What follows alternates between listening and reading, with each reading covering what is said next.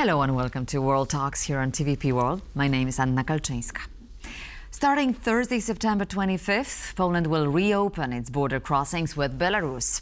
The crossings had been closed for 2 weeks due to security concerns prompted by Russia's military exercises Zapad 2025. It is estimated that 90% China-EU rail shipments via Belarus and Poland are currently suspended. But Aleksandr Lukashenko tries to shift the blame, claiming Belarus wasn't at fault and that Poland was playing the pawn for other states. Aliaksandr Papko, Wojtak, joins me now to discuss the latest. Hello, Aleksandr. Hello. I'm interested, what's your take on that and how do you read this easing of the border closure, meaning that there was a pressure perhaps on the Polish government, or was it just a question of political economic interests? It's very complicated question. So the border and who could contribute to the opening. So the Minister of Foreign Affairs of Poland, Radosław Sikorski, said that the border would be released if China exert some pressure on Moscow and Minsk, and I suppose that some negotiations took place, and indeed China made some pressure on Aleksandr Lukashenko and Vladimir Putin, and let's see what are the results of this pressure, what Poland will get in exchange. Probably it's the decrease of number of illegal migrants pushed by Minsk and Moscow. Could be that, or could it be political prisoners being released? Because we remember Radosław Sikorski, Minister of Foreign Affairs, who said that the border will open when the political prisoners will be released. Now, there was a part of them being released, 52 on the last course. However, I know that there's a larger number being negotiated. So, several weeks ago, when the group of 51 political prisoners came to Lithuania, so they were released and or rather deported to Lithuania by Lukashenko regime, the representative of the White House of the State Department said that there are negotiations, if I'm not mistaken, which concern the release of 220 people. Maybe those people will be released soon, and I hope that very important figures such as journalist Andrzej Papko or the monk who was arrested in Belarus several weeks ago from Carmelite order, they will be included in this group of released prisoners. Let's hope so.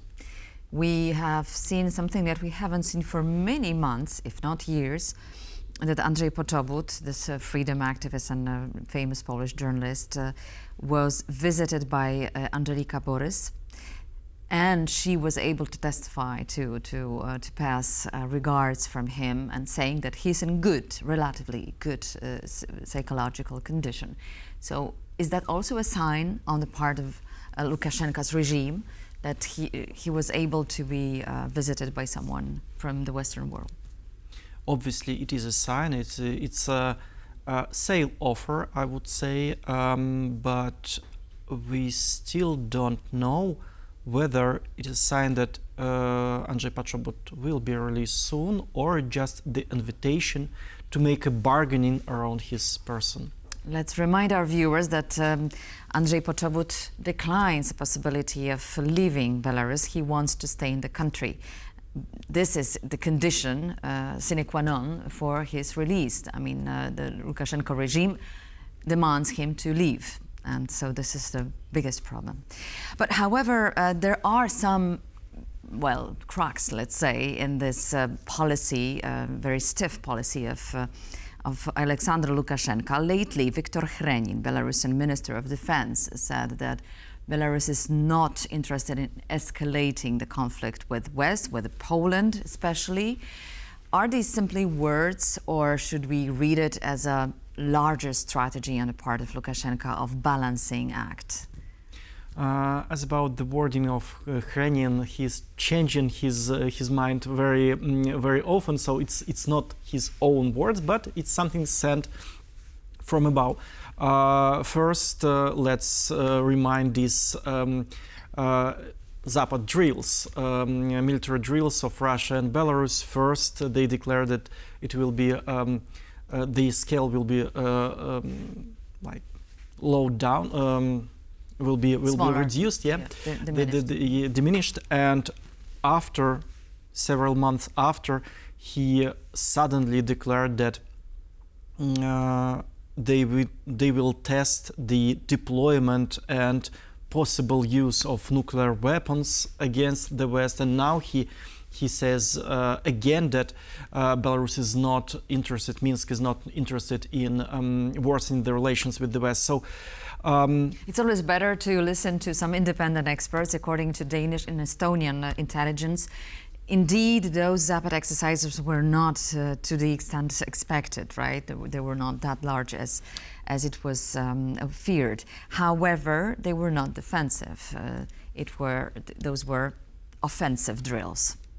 Yes, obviously. And why Russia did not sell as much soldiers to Belarus as it did in previous years, because Russia is lacking forces. All the soldiers are engaged in the war against Ukraine. It's only about 1,000 of Russian soldiers came to Belarus, whereas it was about 3,000 to 5,000 in previous years. So Russia is exhausted. The economy of Russia is worsening. Also, the economy of Russia has a direct effect on the economy of Belarus, and probably Aleksandr Lukashenko is also interested in improving, somehow stabilizing the relations with the West, and also the relations with China, because he needs Chinese money, he needs Chinese transit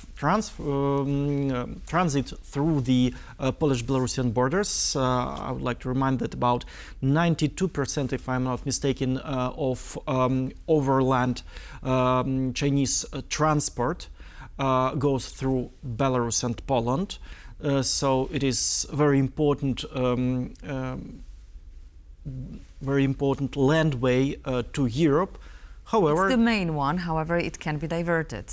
Yes, because this landway, it's only about 2% of Chinese exports to Europe, because they either 3.5. Yeah, so other part goes through the sea. So it's important, but it's not critically important for China. However, it's critically important for Aleksandr Lukashenko. Maybe now he's trying to release the tension and just to stabilize the situation. But I do not believe in strategic change in Minsk regime, or strategic change in the relations of Lukashenko and Putin. Why not? After all, we've seen some American soldiers, generals present during the Zapad drills. We know that there have been many talks and influence on the part of the American administration, current one. So don't you think that the Americans might have influenced somehow Aleksandr Lukashenko in this respect? In my opinion, the administration of Donald Trump may have bring some positive results, like release of some political prisoners, but in my opinion, they are playing a very short-term game. So they try to release the tensions by releasing some sanctions from Aleksandr Lukashenko, from Belarus state enterprises, and in exchange Aleksandr Lukashenko will release some political prisoners. It's a good thing for political prisoners, but please bear in mind that the political arrests are continued in Belarus, and in this 2 months, in recent 2 months, I believe there were more than 100 people recognized as political prisoners. So 52 released, 100 or more taken. The nature of the regime does not change. The release of tension is always good, but in strategic terms, in long-term perspective,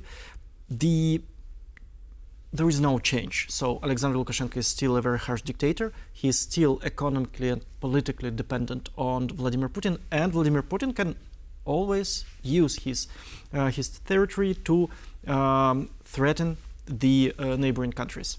Coming back to the latest development, meaning the reopening of the border with Belarus, how important was the meeting between the Chinese Minister of Foreign Affairs here in Warsaw, talking to Radosław Sikorski?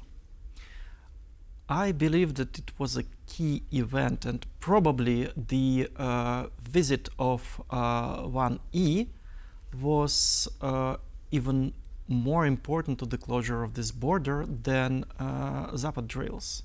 So the problem of Belarusian border, the tensions, this migrant flow and different provocations, it's a very long problem. It dates back to 2020. Mm-hmm. So the only tool Poland had and has still in its possession to influence the regime in Minsk is the possible closure of Belarus-Poland border.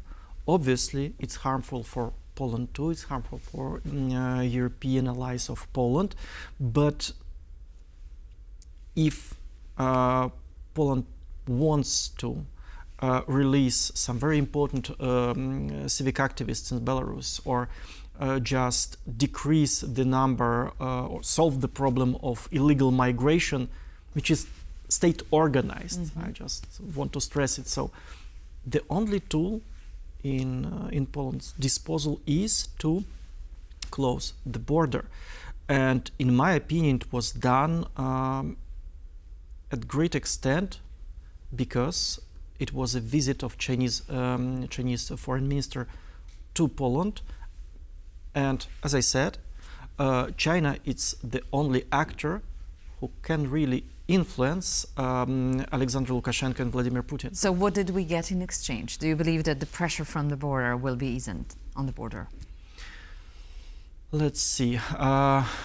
We know that the authoritarian regimes in Belarus and in Russia are really unpredictable, and we may see some at least temporary release of tensions, decrease of tensions, but nobody knows what will happen in longer perspective.